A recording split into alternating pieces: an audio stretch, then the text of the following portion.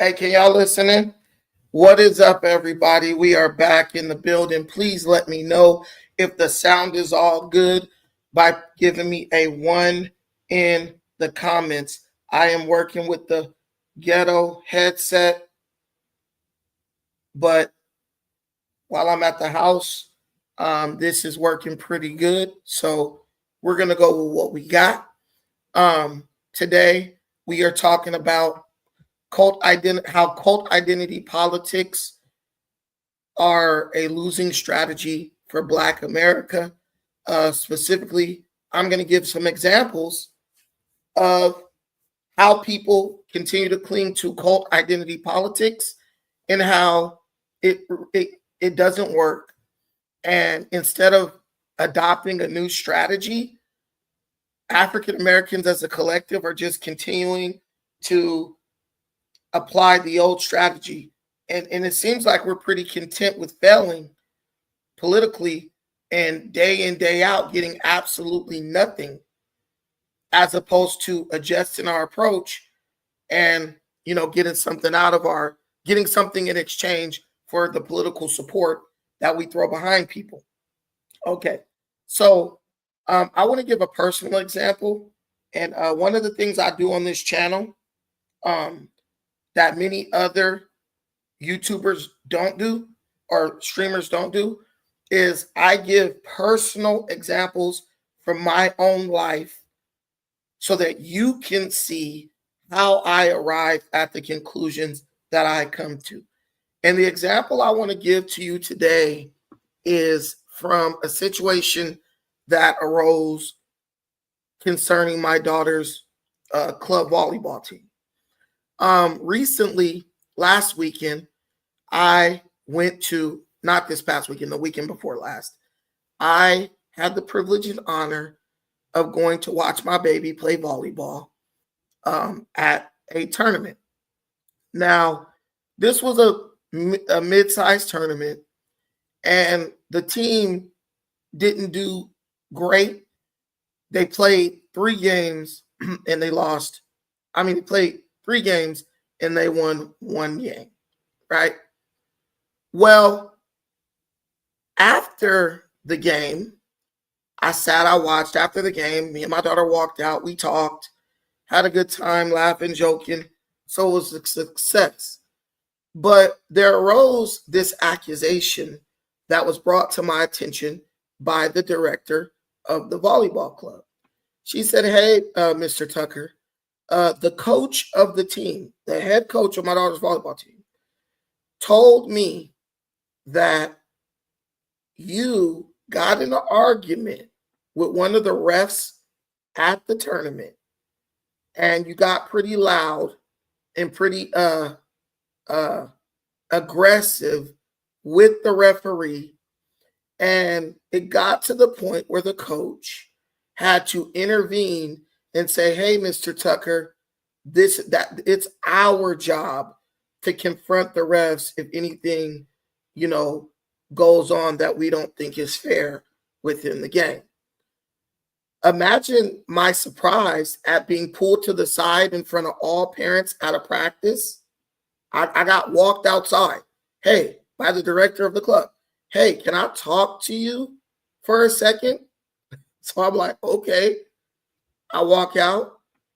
The lady tells me this.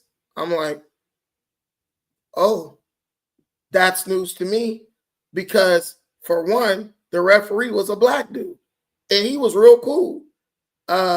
He didn't do anything that I wasn't happy with.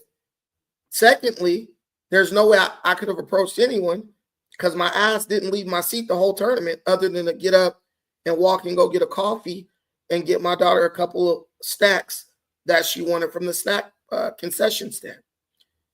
I said, 3, I've never actually spoke to the head coach of my daughter's volleyball team. I've never said a single word to this lady. Never, hey, how you doing? Never, hey, I don't like this. Nothing. Never said a single word to this woman. So it was amazing to me that somebody is telling me that somehow I've been involved in a whole argument with a ref I've been confronted by the coach and told that I need to calm down and it's not my place to go confront referees and all this mess. So the lady said, you know what? Obviously I'm black, so she didn't believe me. These are like Samoans, right? They whatever. She tells me, oh, well, I'll go double check with the head coach because she said specifically it was Samira's dad. Now, mind you, there's only 2 black kids on the team, as usual. Volleyball teams have a 2 black person maximum. The other girl, her dad was there. He was with her mom. I was there alone, and then Samira was on the court. Now, me and bro sat by each other the whole time. We was talking to each other, chopping it up the whole time. So I went back and told bro, like, yo, they talking about I confronted a ref and was arguing with a ref. He literally him and his wife were like, that never happened. We were sitting, black people, we huddled together if we the only ones, like, in the room. So we were sitting by each other the whole time, so they know it never happened. So yesterday at practice, I received a text message, and it was from the director of the volleyball team. And she hits me up, and I'll show you what happened. She says, I talked to FAU Foul, and she did confirm with me that it was Sergio, which that's a Mexican. I know I don't look Mexican in any way, shape, or form. And my daughter ain't got no Mexican daddy. Not you that went up to the ref. I'm so sorry. I feel so bad now. Please forgive me. Now, let me show you my response. I said, nothing to forgive, an honest mistake, thank you. She said, thank you, right? Now, listen, I want to put this in the context of what I'm about to say to you right now. I had an opportunity to go off on that director. I had an opportunity to go off on that coach. I had an opportunity to go call my friend who's a lawyer, who's an ambulance chasing lawyer, and tell him, look, we got a lawsuit here because they didn't came and discriminated against me, harassed me, did all this mess. A case of mistaken identity between a black man and a Mexican. Now, I'm not the smartest man in the world, but I believe that the race was not mentioned, even though I don't know many black dudes named Sergio. But when the director heard about what happened, right, I believe that she automatically assumed it was me. But then there's the fact that the coach, yesterday at practice, I went up and confronted her about it. And she was like, you know what? I already told the lady, the director, it wasn't you. It was a mistake. It was this Mexican dude named Sergio. Now, I know who that is because I was sitting by him the whole practice. He was talking some crap, right, to the ref. But I agree with what he was saying. But but we'll get there. I agree with what he was saying, but I'm not going to go to the extent he was going. Okay, so I had the opportunity and the justification to act a straight up fool. How dare you guys come at me like that? This is clearly racial. You guys are assuming because somebody was doing something wild, it was the one of the 2 black dudes. I could have went off. But instead of going off, you know what I chose to do? I chose to pursue the path of peace. Do I feel like it was an honest mistake? No. Do I feel like I got profiled and singled out and falsely accused? Of course I do. But what would have been best for my child? To go off on the director, go off on the coach, embarrass my daughter, create a big old stink, build up this reputation throughout the whole cult of club volleyball as the guy who was falsely accused. They'll never say that part when they talk trash on you. But you'll be viewed as the guy who's super aggressive and you just went off on the director and the coach of a super huge volleyball club, right? On top of that, embarrass the friends who recommended that I go to that sorry ass volleyball club, and maybe hurt their reputation, right? Or to just say, you know what, I'm going to put my ego to the back. I would rather be offended than to embarrass my child and put her in a situation where this adversely affects her volleyball career or her efforts when it comes to volleyball. Of course, I'm going to choose the latter. I feel like my situation is or mirrors the situation of Black America. Why? Does Black America have a legitimate case to sue the United States government over? Of course we do. 400 years of slavery, inhuman bondage, getting treated like animals. Several hundred years after that, discrimination, Jim Crow, segregation. Even after that, the war on drugs, the crime bill, all these different injustices that have been committed against Black America at the hands of white America and many times other groups within America, right? Do we have a case against them? Of course we do. But in 2025, is reducing our entire political identity and concentrating all of our political efforts on making a case against white America or America as a whole in the pursuit of God knows what, because I don't even know what we're going to get if we do prove or make them accept and admit what they did to us, or work hard towards goals that can be achieved or reached for our collective benefit. If my daughter gets a scholarship to play volleyball in a university, I couldn't give a damn about what happened the last weekend, the weekend before last at that tournament. If I was the person who created a situation to where my daughter is no longer being considered for scholarships to play in college, I would be absolutely devastated at being the person who's responsible for that being the case, right? This is the situation I believe, when she gets a scholarship, right, KP? Shout out to you, bro. This is the situation I believe Black America is in with the Black identity cults.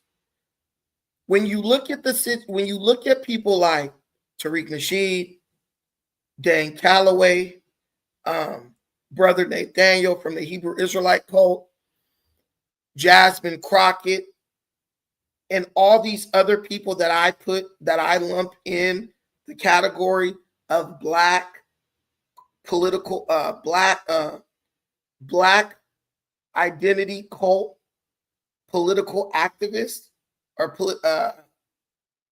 agents. I'll call them agents. Black identity cult political agents. I could do that better, but we'll do that later. But they are basically people who create cults around our identity, and then they use those cults to try to influence politics in a certain way based on who we are as a people. I would say on our behalf, but these people aren't working for us as a collective. These people are working for for their own agenda, what they want. All of these people and what they're doing, it doesn't really hurt the everyday Black American male or female.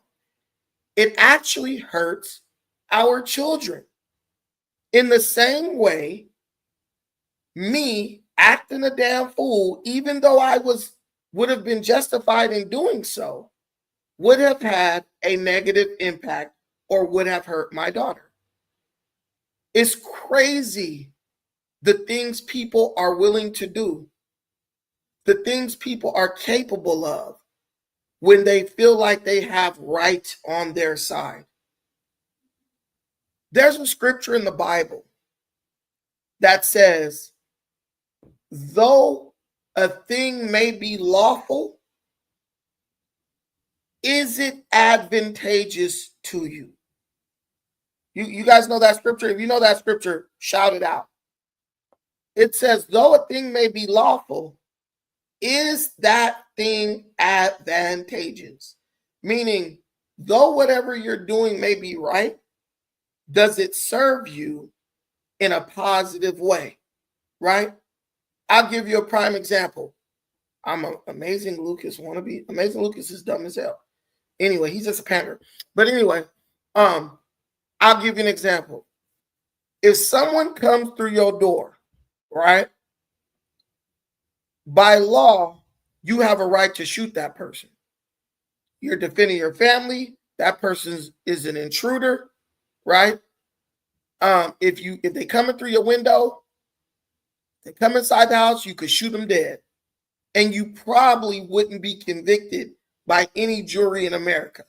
Everybody basically will agree, hey, man, you were right to do what you did. He was coming in. You don't know if that guy was going to hurt your family. Now, if you had the opportunity to get that guy out of that window or stop him from coming into your home without killing him, but instead you decided, nah, I'm going to smoke this dude because don't nobody come up in my house without permission, and he's coming here trying to hurt my family, and you kill the guy,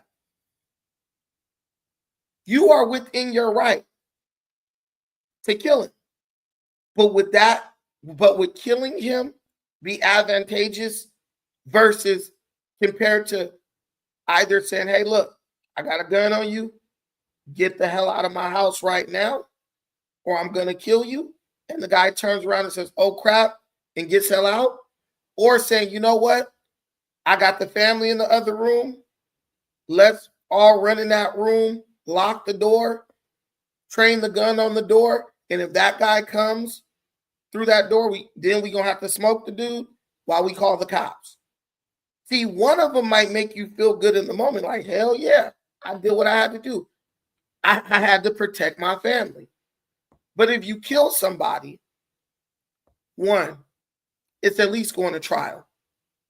Same thing with Kyle Rittenhouse. Two, you're probably going to lose your job. Three, based on how it's perceived by the media and what type of lawyers, the family of this person you killed are able to get, this could be a long, drawn-out, expensive situation that ultimately, though you may win, will put you through a bunch of stuff that will probably make you feel like you lost at the end of the day. And you will be sitting there saying, why am I being punished for doing the right thing, right? That is the same situation with these identity cults. These guys feel like they are right. Whether they're Hebrew Israelite who feels like we are the people of the Bible, right? And the white man oppressed us and he's given authority over us because we didn't honor the laws of the Most High, or whether it's an FBA zealot who says, you know what? I'm willing to get on the internet every day and act a damn fool because the white man owes us for enslaving our ancestors, making them work in the fields from can't see in the morning to can't see at night, and not compensating them for their labor.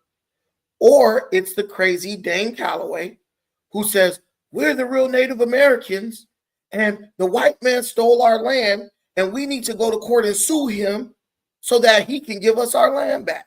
And basically, he's going to give us this whole country back. all those people feel like they are in the right. But can I tell you one thing that all those people have in common? None of those people put their children in a position where their children are impacted by the craziness that they try to sell you every single day. I can bet you my last dollar that Dane Calloway's children do not go to school and argue with a teacher about history in history class. I can bet you my last dollar that Tariq Nasheed's children, he got an older daughter. I could bet you my last dollar that his daughter ain't at work or whatever she does every day arguing with people about how reparations is a debt that's owed. She damn sure ain't on the internet doxing people, harassing people, calling people's jobs, or none of this craziness because people have an opinion and that opinion doesn't align with her own. The Hebrew Israelites. There are some Hebrew Israelites whose kids go to Hebrew Israelite schools, but the vast majority of Hebrew Israelites, their kids go to public school. And I've been to many schools, walking around campus for elementary, middle school, and all that, because I work with kids. I've never seen a single kid at school wearing Hebrew Israelite costumes, talking about death to America, and we are the original people of the Bible, and harassing people and cursing them out. Do you ever notice that? So if something is not good enough for their children, why do they feel that's good enough for you? If something is not advantageous to them, if doing a certain thing or dying on a certain hill is not advantageous to them when it comes to their personal life, like at their job, at the doctor's office, in court, or any serious professional place, why is it that they feel that it's good enough for you concerning your politics? That's my question.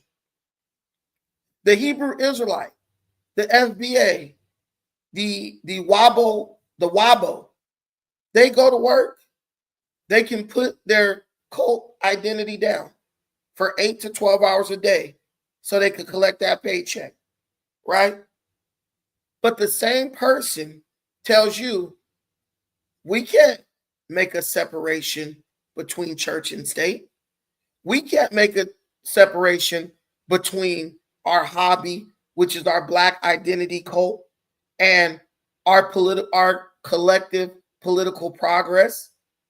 They can't do it. They try to tie the two things in to each other. And ultimately, what happens is it creates a situation that impedes or stifles the advancement of our people as a collective. Right now, if you look at the political narrative of Black people online, it's totally dominated by identity cults, identity politics, whether it's Tariq Nasheed or Jasmine Crockett or Nathaniel, the Hebrew Israelite, or Dane Calloway. These people have put cult and identity politics over our collective advancement. If you're Black and you want to operate within the political sphere and be accepted by Black America and have them take you seriously, you have to be a part of the Democrat victimhood cult. We're victims, but we're not going to work for our own benefit. We're going to go and fight on behalf of the LGBTQ and the trans individuals, because that's what the Democrats have told us that we are going to work on for this political cycle. I mean, if you go to any of these different channels or talk to any of these groups that are Black political groups, their entire itinerary for the next 4 years is to argue with Donald Trump, fight with Donald Trump in the name of DEI. diversity, equity, and inclusion initiatives. But when you look at who really benefits from DEI, it's not Black people at all. So my question to you is, why would a group of people direct the entire focus of their political narrative or their political pursuits behind initiatives that don't even benefit them? Someone in the comments said Jasmine Crockett. Guys, you couldn't even tell me what Jasmine Crockett is doing for the people in her district. I think she's in District 30 down there in Texas, Dunbar, right outside of Dallas, right by Dallas, right on the outskirts of Dallas. You couldn't tell me what Jasmine Crockett is doing for those people. She doesn't even mention those people. And I don't know what this woman could be doing when I don't know what she could be doing for her constituents when she's constantly on planes flying between New York and California, so she could be on CNN, MSNBC, and whatever other liberal platform wants to host her and wants to get a soundbite out of her so they'll have some news for that day. You understand? I mean, let's be real. And I was on Dynasty's channel earlier today, and we were talking about the Hebrew Israelites and how they went all the way to Kenya, and they got ran up out of Kenya, right? They got stoned. People threw rocks on them, at them, because they were saying something about Jesus being Black or something. And I don't think that was the reason, because when I went to Catholic church in Kenya, they had a Black Jesus hanging up on a big ass cross at the front of the church. And when I looked at the little pamphlets, the programs that they gave out for the service, Jesus was Black on those programs. So I don't think it was about Jesus being Black. I believe it's about the Black Hebrew Israelites coming through, basically trying to instill a narrative of victimhood within Kenya. One of the things about Kenya is the people in that country are not victim-minded. They don't look at themselves as victims. They look at themselves as hustlers. The nickname of Kenya is Hustler Nation. That means they are willing to work hard as hell to get the things they want. They don't look at things from a victim perspective. So I know that Hebrew Israelite religion will never take off in that country, because being a Hebrew Israelite is all about being a victim. Whether you're a victim of the tyranny of the God you serve, or you're a victim of the Edomite, the descendant of Esau, because he's been put in a position of authority over you because you didn't follow the laws. They got ran up out of there. I'm glad they got ran up out of there, because we don't need that nonsense. But the bigger thing I want people to think about is Hebrew Israelite cult belief isn't getting you anywhere in America. So why would you try to take that mindset and that ideology international? Why would you want to leave a country where you are in the closest proximity to wealth, but you refuse to do anything because you've adopted this victim mindset? Why would you then want to go to other countries and try to instill or embed that victim mindset that is not serving you in any way? Why would you want to embed that into the psyche of another group of Black people? Like if I'm a victim and I have depression or I have a low self-esteem, why would I want to go somewhere else? Where would I find the confidence to say, I want to go somewhere else and help those people develop low self-esteem too? I want to make every Black person on earth a perpetual victim. I'm not cool with us giving up, right? I'm not cool with just us giving up or feeding my own people the poison of the victimhood narrative. I want to try to give that to other African people. The funny thing that kills me is this. The Hebrew Israelites were saying that the Africans were Hamites. Back when I first ran into Hebrew Israelites, they were saying we were not the same as Africans. They're the descendants of Ham and Hamites. We are the descendants of Shem. We're Shemites. Now they want to try to take their cult into Africa, and suddenly the Hamites are cool. Suddenly we want to get the Hamites in our rank. I keep telling people who follow that nonsense, this is just a cult. And the number one goal of a cult is recruitment. It ain't about the message. It ain't about collective progress. It ain't about self-improvement. It's about recruitment. We just want as many people under the banner of our cult as we can get. Because the more people we get under the banner of our cult, the more money we get when we charge them dues and hit them up and say, hey, you got to pay your dues. You got to pay your tithes and your offering. And the people at the top are going to get rich, while the suckers at the bottom run around and collect proselytes or disciples in the name of the church. It's so obvious. It's stupid to me when people decide to adopt that. The same thing with Dane Calloway.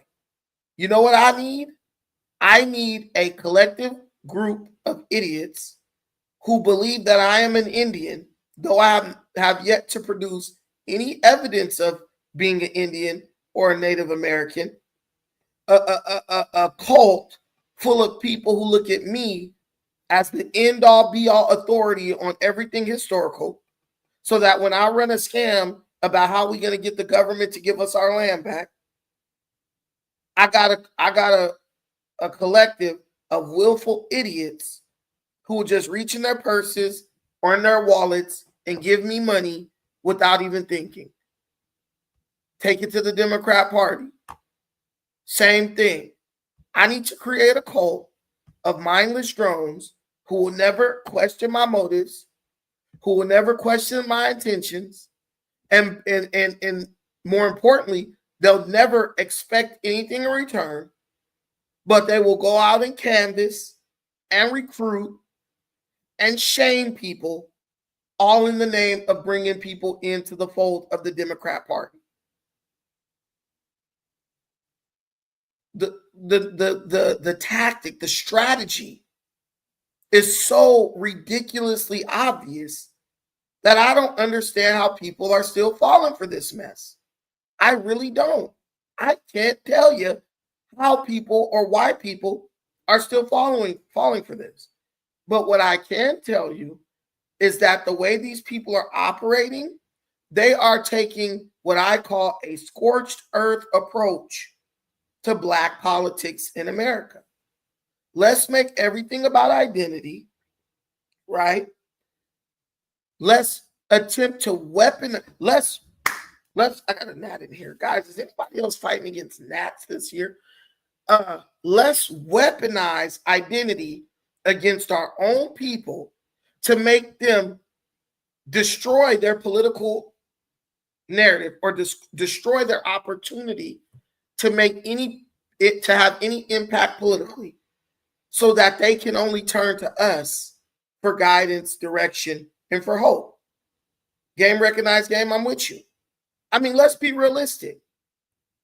Tariq Nasheed did so much damage to the Black political narrative. I think Black people mentally and politically, we probably set ourselves back about 30 years, right? We probably set ourselves back about 30 years with the FBA ADOS reparations movement. Because let me tell you let me tell you this. Up until last year, people have been fighting for reparations, but there had never been a definitive no answer given when it came to whether or not Black people should receive reparations in the form of cash payments for the inhuman bondage and forced labor of our ancestors. But now that FBA, ADOS, and the other cults, that the other reparations cults have gotten on the internet and basically showed people how demonic and vicious they could be. Every time I talk to somebody who's not Black about reparations, they're like, hell no. Those people who are talking about reparations, they're absolutely crazy. These dudes are off their freaking rocker. And then they start to go into a story about how these dudes like doxed somebody and showed up at somebody's job, or how these people were like in some like city council meeting and was acting a damn fool, all in the name of reparations. If it didn't hurt us because people were afraid, it definitely made people look at us like we're a joke. I watched a couple videos where people are at city council meetings, and I'm telling you, it was like a lineup of all the Black identity cults. It was the Moorish dudes, it was the Wabos, it was the FBA, it was the ADOS, it was the Muslims, Hebrew Israelites. They all up in the city council meeting looking crazy as hell, arguing about how the white man needs to pay us what we are owed, and they need reparations in the amount of $50 trillion. I'm with Game Recognized Game. This is definitely a psyop. This is definitely an operation to convince Black people or trick Black people into operating purely out of emotion, knowing that ultimately all it will do is disqualify Black people from being able to receive anything. Because when it comes to reparations, while I don't think the white man was going to give Black people like cash money, I do believe we might have been able to work out a situation to get some scholarships. I do believe we would have been able to work out a situation to get some economic infrastructure put into our communities, maybe get some low interest or forgivable loans. I don't know if you guys remember this. I don't know if you guys remember this. Whatever happened to Donald Trump's platinum plan? He was offering you that $500 billion. We elected Joe Biden. Joe Biden came in. He did nothing for the Black community. When Joe Biden was running for re-election, did you see happen what should have happened? Every last Black person go to Trump and say, hey, is that $500 billion platinum plan still on the table? No. More Black people supported Trump when he offered us nothing specifically than supported Trump when he offered us the $500 billion platinum plan. Ain't that crazy? Does anyone else realize that, or is it just me? More Black people supported Donald Trump when he offered us nothing at all, specifically, than supported Donald Trump when he offered us $500 billion towards Black economic infrastructure, Black small businesses, which only strengthens the narrative that Black people only support politicians if they don't offer us anything. The Democrats proved it, and Trump as a Republican confirmed it. These people don't want nothing. They don't need nothing. Because if you offer them something, they're going to vote against you. They're going to say, you ain't going to do that, and then they're going to vote for the other guy. Right? JJ killed 9. I agree with you. I think Land would have been great too. No, this ain't a lie. This is the truth. These days, the truth is a lie and the lie is a truth. Let me tell y'all something. When you're living in a world where Black people vote for people politically who say biological men could give birth to babies, you know that these people will call anything that's true a lie, like Rose Jackson over here. These people will say that you're lying, right? These people will say that you're lying, but will go out and vote for somebody who is blatantly lying and say that that person is telling the truth. Black people supporting every lie that has been concocted in the last 10 years. Men can compete against women and not have an unfair advantage. That's Democrat lie number one. Black people support that. Black people is out here talking about, why do you have a problem with men, trans people, if they want to play in women's sports? If they want to play in women's sports, let them. That's a lie. And we have no problem supporting that. Next slide. Biological men could give birth to babies. Black people support that. We voted 89% in support of that lie. Long hair, don't care. You don't support that. But Black people voted for Kamala Harris at 85%. So let that sink in. Kamala Harris. Oh, every transgender prison inmate should get a free sex change operation on the taxpayer dollar. Y'all believe that? Y'all believe that that's the right thing to do? Really? No, you don't believe that. You know that's a damn lie. You know you don't want to pay for no transgender inmate to get a sex change operation. So why did Black people vote for that? Why did they say, yeah, that's true, Kamala. That's exactly what we want. See, whenever a liberal says that something is a lie, you know it's 9 times out of 10 the truth. These people are telling you, if you don't hate Elon Musk and Donald Trump, you're a fascist. Same people can't even tell you what a fascist is, other than someone who doesn't agree with Democrats.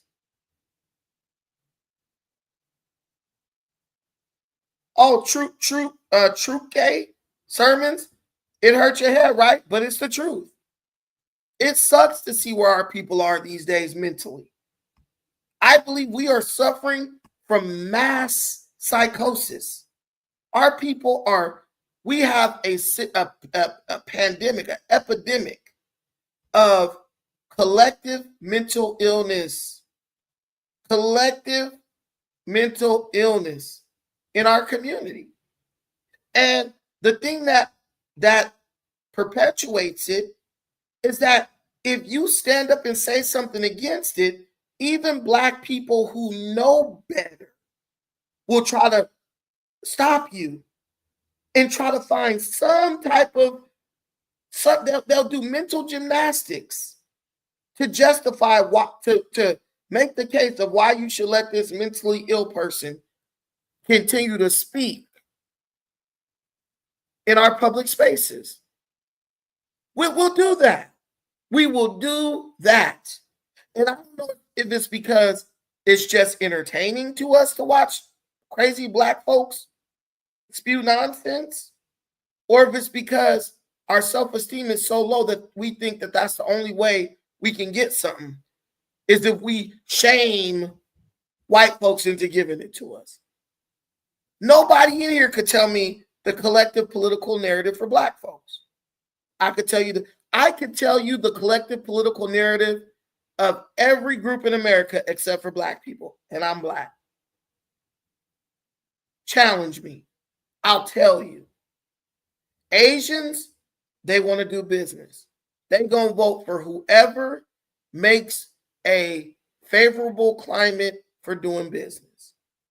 They want to open up donut shops. They want to open up 99-cent stores. They want to open up Cajun seafood spots, crab boil shacks. They want to open up fish fry places, Chinese food places, Thai food places. That's what they want to do. So when you look at what they was doing politically this year, though a lot of them still supported Democrats, a huge amount, I think 50% of them, voted for Republican, for conservatives, for Donald Trump. Mexicans, same thing. Half of them supported nonsense like open borders, yeah. But even still, they still want to do business. They feel like, yo, if we let more Hispanics into America, that's more customers for us. So that's a win. The other half was like, yo, we want to do business too, but we don't want to have competition from illegals in the areas that we dominate concerning, as far as entrepreneurship. The Mexican guy who's legal, who owns the landscaping company, does not want to compete against illegal El Salvadoran immigrants who have been hired or given trucks and tools by other people in this country to go out and undercut him on the price for cutting grass. So it was like, in these other groups, you have business interests that go against each other for one political side of the aisle or the other, right? I'll even break it down for white people. And maybe I'm dropping new information on y'all. Maybe a lot of our people didn't look at it like this. But even if you look at the pandemic, you had two business interests that were going against each other. On one side, you had the pharmaceutical billionaires who wanted to make billions off of the jab, right? They wanted people not traveling. They wanted to restrict people's movement so that they could scare people and coerce people into getting the jab. And on the other side, you have the travel billionaires, the airlines, the hotel billionaires, right?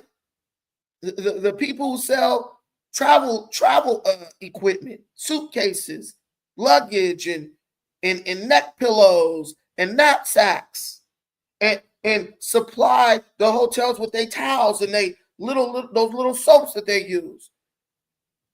And the people who own the resorts all over the world, they were like, no. We need people moving around, because if people can't move around and people can't travel, we don't make any money. So you had special interests on both sides of the argument who fight and fund and donate to get the person who is sympathetic to their plight elected. Asians do the same thing. Mexicans, Hispanics do the same thing. All other groups do the same thing for Black people. I mean, except Black folks. Tell me, what does a Black person gain today? And I really want this answer. What does a Black person gain today from voting Democrat? You can't tell me a single thing. Listen, I'm pasting the link in here. Come up here and tell me one thing that a Black Democrat gains from voting Democrat. I've thought about this for hours on end, days, weeks, and months, because I try to reach people by appealing to what they want. Please tell me what a Black Democrat gains from being Democrat, from voting Democrat. Your economy is going to be messed up, so you're not going to make as much money. You might even get laid off your job. Your kid's going to be in school getting indoctrinated. Your son going to be coming home telling you he thinks he a woman. Your daughter going to be coming home telling you she thinks she a man. Your kid's going to go to school getting hyper-sexualized. Your daughter going to be in the bathroom with a grown man with a fully intact Johnson. Your daughter going to be on the track, can't win at the track meet because she's getting destroyed by a male, a biological male who's been allowed to put on a wig and run down the track.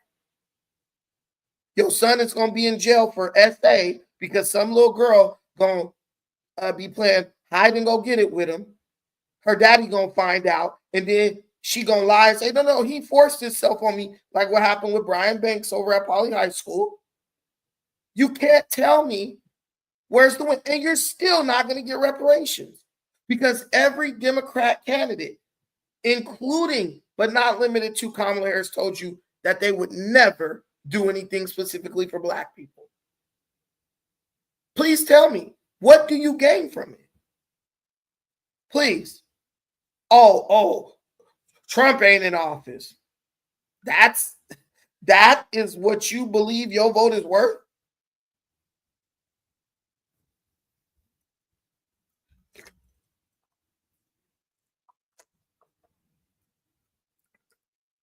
Sorry, I dropped ice on my wall. Let me tell you something. Game Recognized Game said something that made me think of something that's ridiculous. Even the black church is turning away from black people.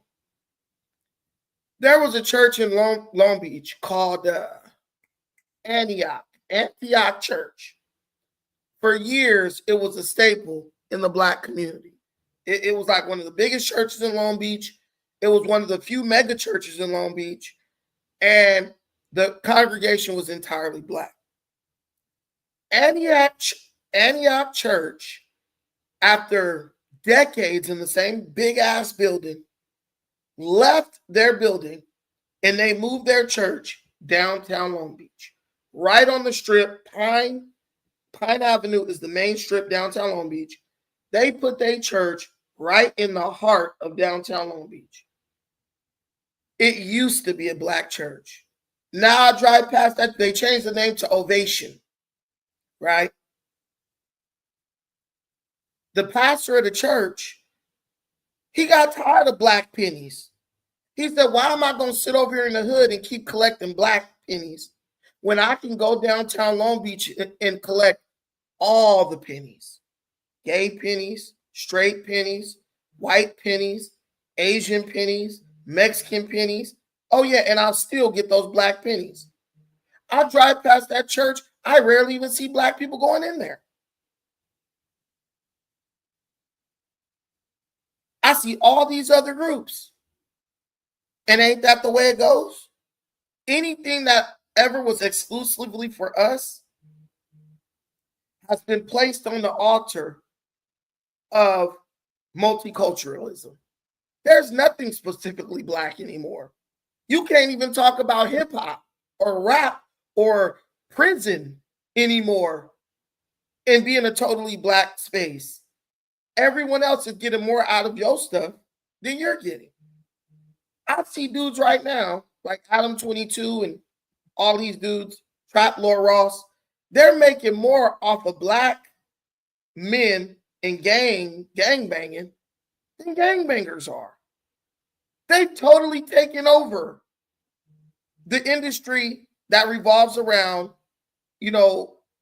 black hood politics.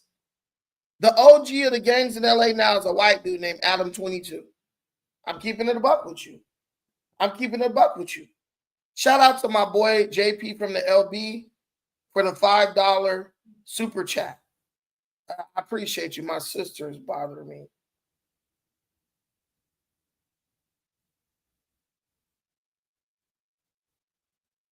Hold on.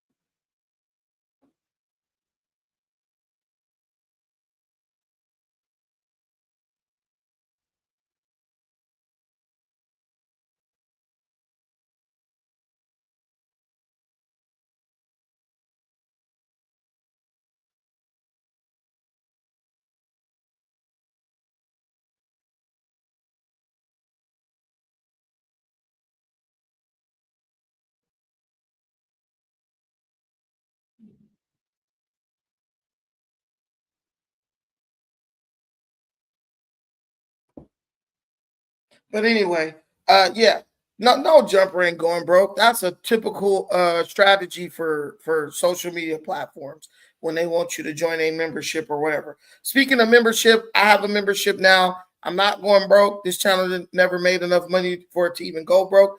So join the membership and become a part of the team. But yeah, so this is the whole thing I'm getting at. This victim hood identity politics, it's just a losing strategy. And I told you guys, let me tell you something. I always give warnings on this channel. I've been very lucky, right? I've been very lucky to be able to predict several outcomes of situations on this channel and be right. I haven't been wrong yet. I told you guys, if you've been rocking with this channel for any significant amount of time, I told you guys that if Donald Trump won the election, Black people would enter into a state of mental collapse. And you would see the resurgence of identity cult groups. If you've been watching this channel, right? If you have been watching this channel, you will remember when I told you, I said, I gave you all a warning. I said, y'all gonna see if Donald Trump wins this election, you are gonna see a resurgence of Black identity cult groups, which would confirm that these people are nothing more than agents of the Democrat Party, the radical liberal left. And am I lying? Guys, the Hebrew Israelite cult was almost, it wasn't even act like they weren't doing, I didn't even see them during Biden's presidential term. I saw maybe a few, but they weren't even that active on social media like they were under the first Trump administration. The Wabos, Dan Calloway, Dan Calloway was getting sued, and then he kind of went quiet for like 4 years or like 2 or 3 years while Joe Biden was in office. Same thing with the people talking about reparations. They disappeared, man. Tariq was talking about everything else other than reparations under Biden. Now, have you noticed that your algorithm is like inundated with these people's videos now? I've noticed mine. This is what Black people do. When we are in what we feel is a time of crisis, like Trump getting reelected, we fall back on radical ideology. We fall back on cult mentality, groupthink, right? Oh shit, danger's coming. Now I gotta fall back on the crazy Hebrew Israelite nonsense. Oh God, danger's coming. Now I gotta fall back because I'm not gonna do nothing politically. I'm not gonna go operate and work with Trump or any of the Republicans to try to see what I can get like every other group does, right? I'm gonna fall back on spookism, mysticism, pseudo history, pseudo identity, pseudo historical identity claims, this type of mess. I literally saw like Dane Calloway pop up on my timeline for the first time in like 3 years. I'm seeing the Hebrew Israelites trying to go to Africa. Nathaniel is back. Where has he been for the past 3 years? I'm seeing all this stuff again. I'm like, wait a minute. This is not a coincidence. This is not a coincidence. Hey, now here we go. Black people are in a state of perpetual fear. Perfect time to release Hidden Colors #6. Why? Why? Because they understand that when Black people are scared, we are easily manipulated. In the media, both the Black independent media, which we thought it was independent, but they was getting paid clearly by Kamala Harris, and the legacy media have succeeded in putting Black people in a state of fear that makes us highly susceptible to influence. And we are being influenced.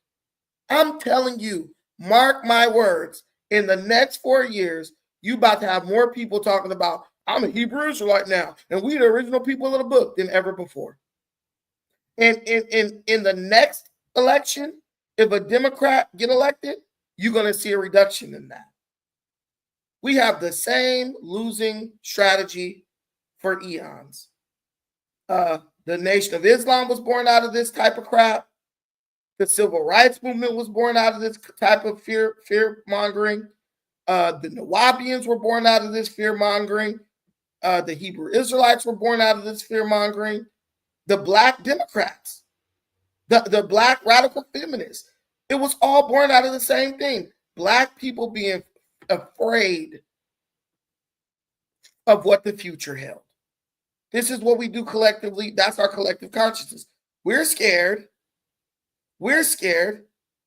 So we got to find a way to put that fear on everybody else in our group. We're paralyzed from fear. So that we don't feel weak and feeble and ineffective, we got to make everybody else buy into our fear. The worst strategy ever, the most losing strategy in the history of politics. And then if you have somebody like me who implores Black people, man, listen, stop being scared. Let's go. Let's get shit done. The economic 100%, Mr. E, false evidence appearing real. 100%. Come on, let's get stuff done. Let's put in work. Trump is setting things up to create an economic renaissance in America. Let's put ourselves in a position to take advantage of it. Instead of doing that, you know what we're going to do? We're going to sit here biting our damn nails, believing every nonsense lie that they tell us about Donald Trump and what he intends to do. Remember, when Trump going to put you back in chains. Whatever happened to that? Where are the chains at? Where are the chains at? Because you told me that Trump was going to put me back in chains. Trump has stemmed the flow of illegal immigrants, 95% reduction. I thought we were next to be deported. What happened? They didn't care. ICE then came to your state and left, and you still there. And that's what kills me. Why don't these people ever get called out on the lies that they tell after it's been proven that it was a lie? Trump is in his second term, and we ain't been put in chains yet. But no one's going to say, hey, they lied and said we was going to be in chains. Trump then deported hundreds of thousands of illegal immigrants. I'm waiting to be deported because that's what y'all told me. That's what y'all told me. Y'all told me, hey, you're going to be next.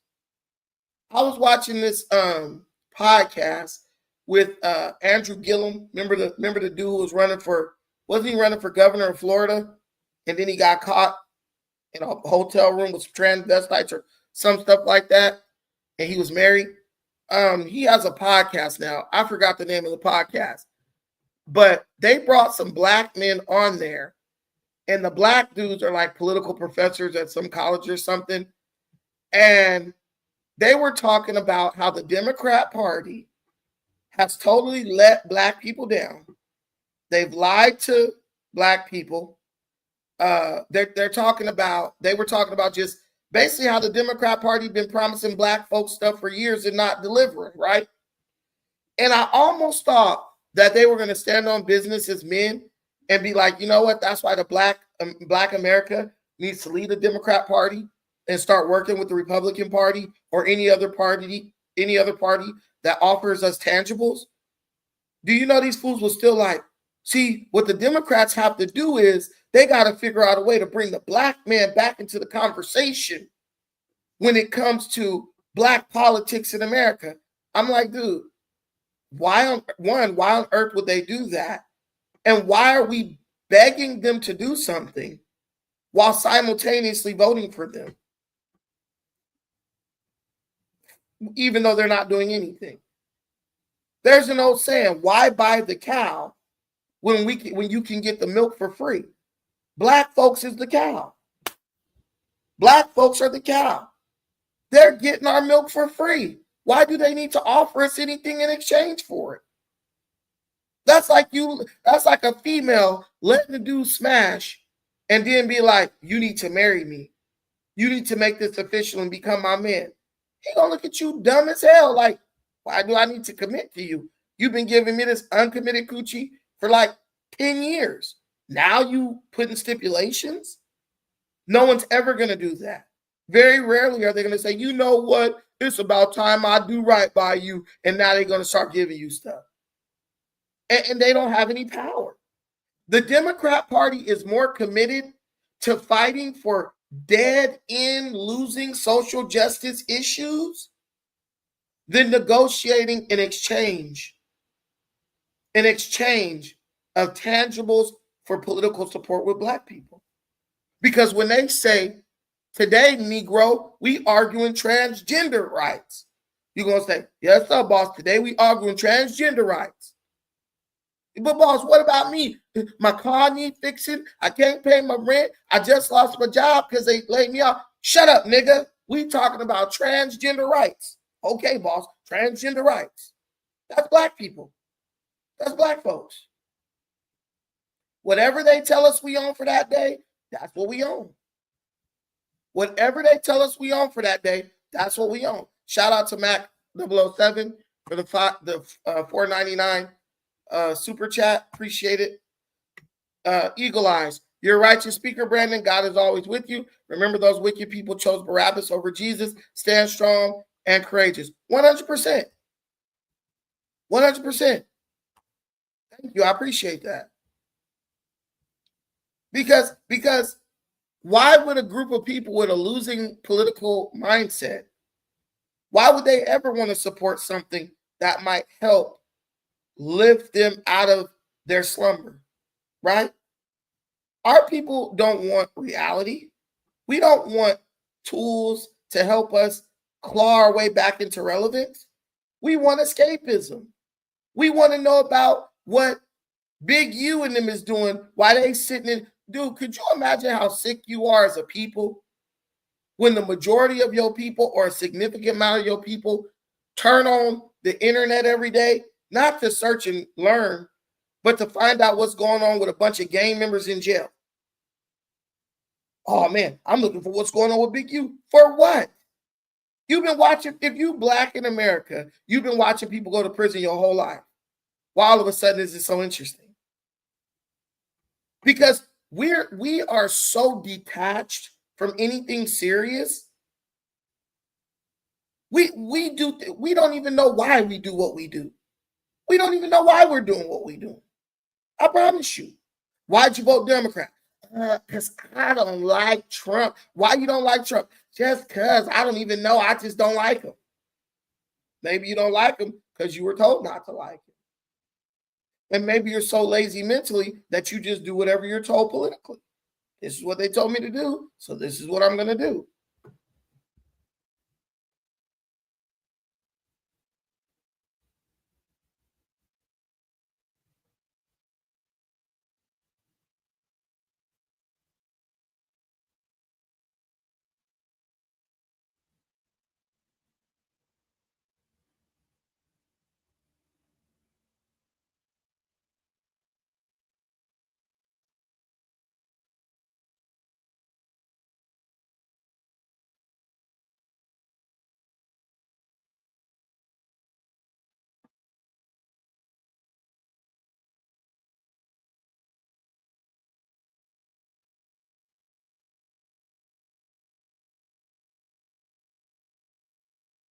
Hold on real quick, guys.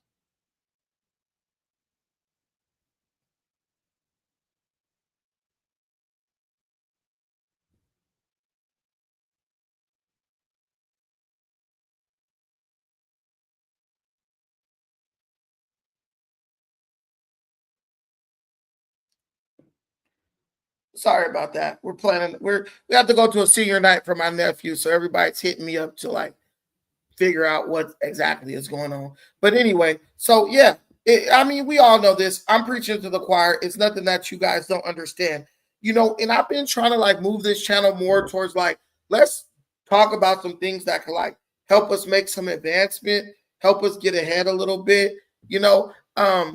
My boy Dynas, he's been kind of talking about some of the more traditional conversations. Oh, the Hebrews like this, or just that usual stuff. This or that happened with this black identity group, and people, they really want to watch that, and I understand that there's a market for that, and a lot of people are like, hey, you should keep talking about this, but it's just like, guys, if what you're watching, if you look around the internet and it's like everybody talking about it has like less than 5,000 views, maybe what you're talking about is not that important. And of course, black issues are important. They 100% are. But there are more of your people concerned with real things that are happening day to day in our country and in our lives than there are people who want to argue about, obscure Black identity issues. Like I really would love people to come up and tell me, like, what are you doing to take advantage of this next 4 years? Do you know what a tariff is? Do you know how Trump's tariffs might affect you on a personal level? Or are you more concerned, like, fuck the tariffs, Brandon? I want to know what Big U is doing. I want to know what Brick Baby is doing. I get it, but what is that doing for you? What is that? Oh, I want to see what 4 Extras is doing. What the hell is that doing for you? Nothing. You so concerned about them, they ain't even thinking about you. They thinking about them and you thinking about them. And then you wonder why they're making advancement and you're not. I'm being real with you. Like me, I'm getting older. Listen, everybody don't got somebody to give them game, to help them understand things they don't understand, and maybe give them advice in situations where they might not know what to do, right? Everybody might not have somebody like that. People might have the ability to do a lot, but be lost as to how to proceed, how to get started. That's really what we're here for. The internet is a tool for learning. YouTube is ultimately a how-to platform, right? That's what the videos with the most views have, other than some music stuff, right? But are we using it for what it's good for? And I understand. Let's be entertained. It's good to laugh. Y'all know me. I like laughing. I like joking. I like having fun, right? Or if we start a dialogue, get some other perspective. I've been giving y'all a link. Y'all clearly just love hearing me talk, or y'all don't have an opinion on it. But like, real talk, like, guys, we're all getting older. None of us are aging in reverse. I mean, I got gray in my beard. When y'all first met me 5 years ago when I got up here, I didn't have no gray in my beard. It was black, jet black. I'm going bald. My hair's look. Oh, well, it's not that bad, but I'm still going bald. I'm getting old, right? It's not that. If somebody said I'm going bald, like bald, but you can't tell, I guess. But whatever. If you guys say that, that's fine with me. I'll give you all the baldness you want. But whatever. But we're getting older. What do we have to show for all these years we've been together? All these years we've been on this internet, on this YouTube, on these social media. We most of us ain't got no stock in the company. So I want to like make this a place like let's advance every time. Yeah, it's just lightning. I mean, it doesn't matter. But even if I was, who cares? But the thing I'm just saying is like I know that there's more to us than just talking about problems and never addressing them, right? You see the bigger black channels, 50,000. Dude, most of those people on those channels aren't even black. They just like the viewpoints of black people, the perspective of black people. Not shaming you guys in any way, shape, or form, but just giving you some food for thought, because that's what this is all about. These politics, our political strategy is losing. I'm not even telling you got to vote for Trump. I was at the barbershop today, not getting a haircut, but getting a haircut for my nephew, right? And a black dude said, you know what? I didn't know enough about what was going on politically to really feel confident in voting for anybody. He said, so I just didn't vote. He said, but I know if I didn't vote, me not voting was going to hurt Kamala more than it hurt Trump. And I said, look, I respect that. I respect that perspective. You know why? Because at least you're not out here mindlessly sending your people up the river with no information. I respect that. But I think we have like computers in our pocket, and we need to use them more to learn. If you can't be the smartest, just be the most educated. Be a well of information. Thank you, Judy Jones. Judy Jones is in the building, y'all. Hey, shout out to Eagle Eyes Prepping. I appreciate you, my sister. You're always on point, Brandon. Thank you so much. Thank you so much. I appreciate that. But guys, I've been trying to be more consistent. I've been hitting you guys with the pre-recorded videos. please go watch the video I made on my final thoughts, on my, not final thoughts, but on my latest opinions on the situation concerning Carmelo Anthony, the boy who stabbed the black guy who stabbed the white guy, Austin Metcalf. I think I brought an interesting perspective that hasn't been explored or hasn't been communicated. I'll tell you straight up. I'll just tell you one thing one observation I've made about that is that everybody, because they say the white boy put his hands on the black boy, trying to push him up out of the tent because he was under the rival team's tent. All the African Americans who support the killer, they're saying, well, the white boy shouldn't have put his hands on the black boy. He should have went and called for help. He should have went and got somebody who had authority to kick the guy from up under the tent, right? True. He should have did that. But then I thought, well, y'all saying the black boy was the one who was in fear for his life and stabbed the white boy out of self-defense. Why didn't the black boy go tell somebody in charge that the white boy was picking on? It's just this thing where I see like rules for thee, but not for me. If you do something to me, you should have went and got somebody in charge. But if I do something to you, I was within my right because I was defending myself. It's like, yes, those are the rules. But the rules also say don't bring a knife into a sporting event. So why do the rules only apply once the white guy breaks the rules? But the rules don't apply when the black boy broke the rules initially. See, to me, it's like, if you're breaking the rules and somebody puts their hands on you, don't come at me talking about, I broke the rules, but. Nah, you were already breaking the rules by sneaking a weapon onto campus into a track event. And then he put his hands on you, and then you stabbed him. But if you would have never stuck that weapon in, you would have had to just deal with that dude with your hands. And if he beat you up, you could have went and told the teacher, like, hey man, this dude hit me. He grabbed me. He did this to me. And then he would have been in trouble, right? And this goes in the line with what I said about things may be advantageous to you. I mean, they may be lawful, but they're not advantageous. Because you may have been in the right to defend yourself, against that kid. But you broke the rules initially to where you defended yourself in a way that you really didn't need to. And now you could be spending the rest of your life or a large part of your life behind bars. It may have been lawful for you to defend yourself. It may have been the right thing to do in the scope of natural law, right? Defend yourself against all threats. But was it advantageous for you? How does this man's life improve from spending decades behind bars? It doesn't. I bet if you went and asked that boy, was it worth it? Let's wait 6 months and go ask that boy, do you think it was worth it? Taking that man's life because he so allegedly put his hands on you. I promise you, he's going to say no. Do you know how many people in prison right now, if you said, man, look, you got to let somebody slap the shit out of you, but you'll be able to get out tomorrow. Man, do you know how many of them dudes would be in line ready to get slapped and eat crow just to get from behind bars? At some point, pride becomes foolish. And it's your job to know what point that is when things have reached that point.